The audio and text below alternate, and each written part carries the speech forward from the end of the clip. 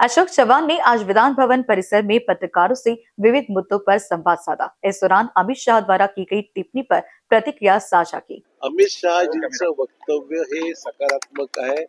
बाबासाहेब आंबेडकरांच्या बद्दल नितांत आदर संपूर्ण देशाला आहे, भाजपच्याही नेतृत्वाला आहे आणि त्यांचं म्हणण्याचा संकेत हाच असावा की बाबासाहेब आंबेडकरांचं नाव घेत असताना बाबासाहेब आंबेडकरांची शिकवण जी आहे, संविधानामध्ये त्यांनी ज्या काही गोष्टीचं नमूद केलेलं आहे त्या सगळ्या गोष्टीची अंमलबजावणी करण्या इतपत सर्वांनीच लक्ष दिलं तर देशामध्ये फार मोठा आमूलाग्र बदल दिसेल, हा त्यांचा म्हणण्याचा उद्देश होता।